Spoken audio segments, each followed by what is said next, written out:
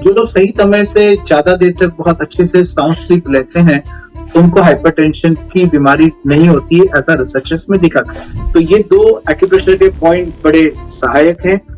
अगर किसी व्यक्ति का हाइपरटेंशन है, स्काई ब्लू कलर को हम लेकर हाथ के अंगूठे के पीछे की तरफ एक पॉइंट पर लगा दें, तो ये भी एक सिंगल कलर राइट लेफ्ट किसी भी हाथ के अंगूठे पर लगाइए।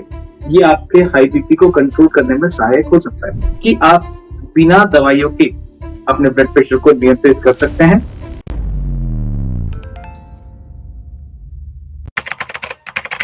नमस्कार, D5 चैनल हिंदी देख रहे दर्शकों का मैं वंदना चट्टा स्वागत करती हूँ। आज एक बार फिर हम जुड़े हैं डॉक्टर A.K. जैन और डॉक्टर रिंकू पोरवाल से। आप दोनों का ही बहुत-बहुत स्वागत है हमारे इस प्रोग्राम में। Thank you very much. Doctor Jain, कई बार ऐसा होता है कि हम किसी एक चीज को लेकर के बहुत ज्यादा परेशान हो जाते हैं। कई बार हमें चक्कर आते हैं, कभी घबराहट होती है, तो हम सोचते हैं कि चलो ये तो नॉर्मल चीज है, लेकिन हमें पता ही नहीं चल पाता है कि कब बीपी हाई हो गया है। तो आज हम हाई बीपी पर ही बात करेंगे। आप हमें ये बताएं कि हाई बीपी जब होता है तो क्या सिम्टम्स आते हैं और उन्हें किस तरीके से हाई बीपी को कंट्रोल किया जा सकता है। तो उसमें उसके जो कुछ लक्षण होते हैं, कुछ सिम्टम्स होते हैं, उसमें होता है कि व्यक्ति को सिर में दर्द होने लगता है, सिर में भारीपन होता है, बहुत सी बार थोड़ा रेस्टलेसनेस, बेचैनी, घबराहट, इस तरह की तकलीफ होती है या फिर बहुत डाउटीनेस लगता है। ये सामान्य रूप से हाइपरटेंशन, उच्च रक्तचाप के लक्षण कहे जाते हैं। डॉक्टर जैन, क्या एक्यूप्रेशर एक्यूपंक्चर टेक्निक के जरिए हाई बीपी को कंट्रोल किया जा सकता है? हाई बीपी के लिए एक्यूप्रेशर, एक्यूपंक्चर तो पॉइंट्स हैं, बहुत हेल्प करते हैं, लेकिन हाई बीपी का संबंध हमारी जीवन शैली के साथ जुड़ा है। और जैसा कि इसके नाम में ही इसका उपचार छुपा हुआ है, हाइपर टेंशन। हाइपर मतलब ज्यादा और टेंशन। और यदि हम अपने जीवन से हाइपर टेंशन को कम कर दें तो आपको कभी भी हाई बीपी नहीं होने वाला है। और यदि आपको जाने अनजाने में आपका ब्लड प्रेशर बढ़ जाता है, जिसको हम हाइपर टेंशन कहते हैं, तो पहली चीज जो कि मैंने अपने D5 के दर्शकों को कहा कि आपको स्ट्रेस नहीं लेना है, टेंशन नहीं लेना है, तनाव नहीं लेना है। और उसके साथ सबसे जरूरी जो है, आपको अपने खान-पान में परिवर्तन रखना है और विशेष रूप से नमक का प्रयोग बहुत कम करिए, और ना करें तो भी बहुत अच्छी बात है। बिना नमक के आपको नुकसान नहीं होने वाला है। साथ में रहा कि कुछ एक्यूप्रेशर के बिंदु, उन बिंदुओं से पहले भी एक चीज़ बहुत इम्पोर्टेंट है, हमारा आहार-विहार, दिनचर्या के साथ हमारी नींद। जो लोग सही समय से ज़्यादा देर तक बहुत अच्छे से साउंड स्लीप लेते हैं, उनको हाइपरटेंशन की बीमारी नहीं होती है, ऐसा रिसर्चर्स में दिखा गया है। लेकिन यदि फिर भी आपको लगता है कि आपका ब्लड प्रेशर ज़्यादा हो रहा है, बढ़ रहा है, जिसकी वजह से आपको सिर में दर्द है, घबराहट है, बेचैनी है और कुछ अन्य लक्षण भी होते हैं जो हाई बीपी के कारण होते हैं। उस तरह का यदि आपको लगता है तो सबसे पहला स्टेप, आपको अपने रक्तचाप को नापना चाहिए कि आपका रक्तचाप कितना है।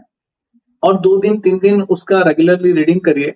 साथ में आप होलिस्टिक थेरेपी, जिसमें हम आज बात करने वाले हैं अपने दर्शकों से, एक्यूप्रेशर, एक्यूपंक्चर, नेचुरोपैथी या योग भी बहुत अच्छा रोल प्ले करता है, जिसके माध्यम से आप अपने हाई बीपी को कम कर सकते हैं। तो मैं पहला पॉइंट पर बात करता हूँ कि जब ब्लड प्रेशर ज़्यादा हो आपका, और ऐसा ब्लड प्रेशर हो जो बहुत ज़्यादा है, आपने अगर अपनी मशीन से मेज़र किया और आपको लगता है कि आपका सिस्टोलिक और डायस्टोलिक बीपी जो है, सपोज़ मान लीजिए कि वो 180, 110 के आस-पास है, या 100 अबव है, नीचे वाला ब्लड प्रेशर। तब उन कंडीशन में आपको एक ही पॉइंट सबसे पहले यूज़ करना है, और उस पॉइंट की लोकेशन हो सकती है कि आप अपने हाथ को इस तरह से बेंड करें, राइट या लेफ्ट को। और जब आप हाथ को बेंड करते हैं तो आपका यहाँ पर जो एल्बो के पीछे की तरफ जो आपका क्रीज होता है, ये एक्यूप्रेशर का एक बड़ा इंपॉर्टेंट पॉइंट है, जिसको हम LI11 के नाम से जानते हैं। और यदि इस पॉइंट को खूब अच्छे से प्रेशर देते हैं, टैपिंग करते हैं, तो this is good point for the hypertension.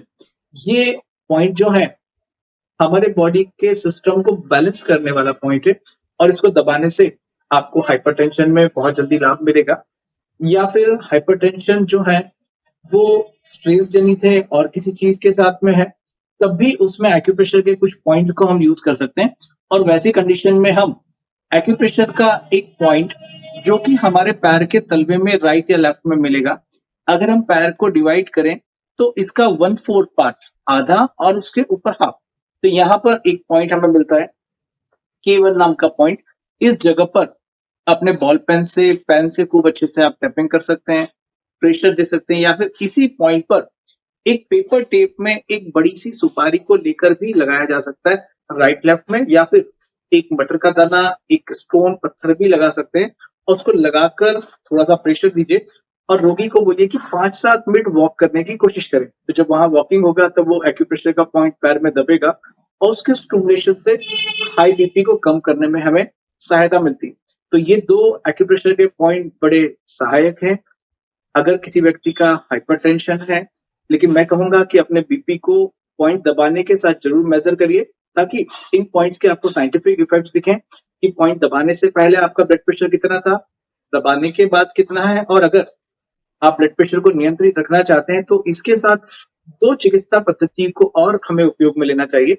वो है योग के कुछ आसन को हम कर सकते हैं या फिर योगिक प्रैक्टिस में हम ब्रीथिंग एक्सरसाइज जिसको हम प्राणायाम के रूप में जानते हैं, उसको कर सकते हैं। और तीसरा बड़ा इम्पोर्टेंट पार्ट है प्राकृतिक चिकित्सा। तो प्राकृतिक चिकित्सा भी बहुत इम्पोर्टेंट है, उसमें यूज़फुल है। तो मेरे साथ में डॉक्टर रिंकू पुरवाल हैं, जो कि एक्यूप्रेशर और योग में अनेक वर्षों से काम कर रही हैं। तो अभी हमारे डी5 के साथियों को बताएँगे कि हाइपरटेंशन में कौन से ऐसे ब्रीथिंग एक्सरसाइज या प्राणायाम किया जाए, जिससे हम हाई बीपी को कंट्रोल कर सकें? अगर हम बात करें योग की, तो हाइपरटेंशन में योग में एग्रेसिव आसन को नहीं करना चाहिए।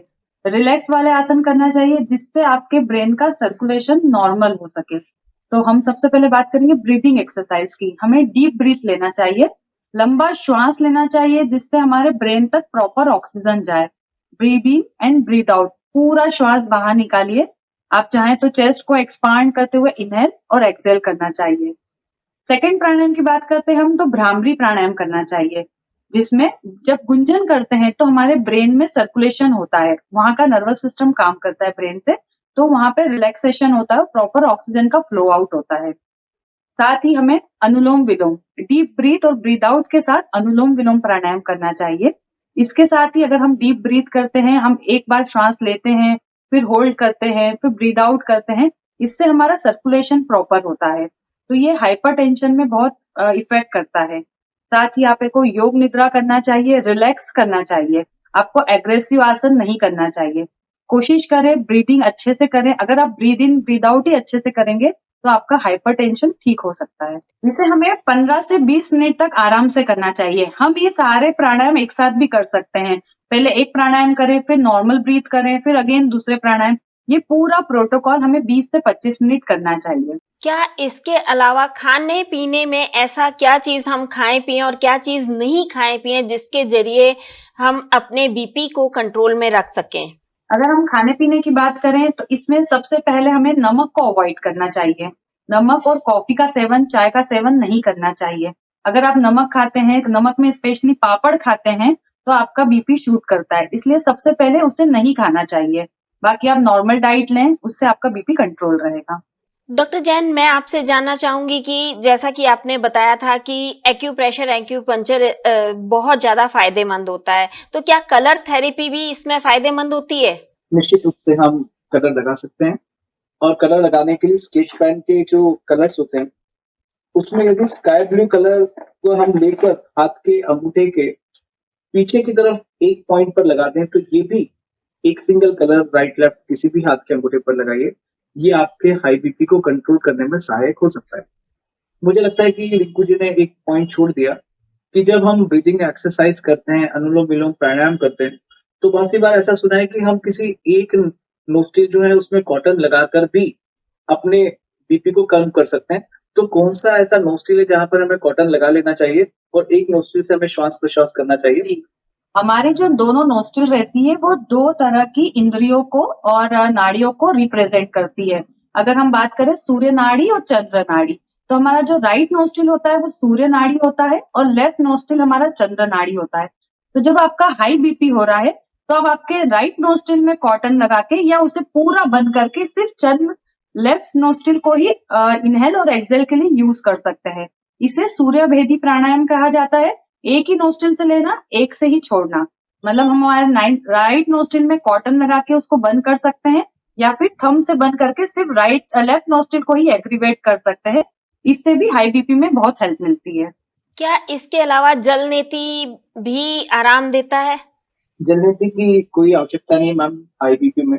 आईबीपी में सिंपल सी एक स्टेप है, जो रिंकू जी ने कुछ प्राणायाम बोले उनको करें, राइट नोस्ट्रिल को बंद कर दें, तो ये जो हमारा सूर्य सर है ये बंद हो जाएगा और चंद्र स्वर हमारा एक्टिवेट हो जाएगा, तो हम इसको यूज कर सकते हैं।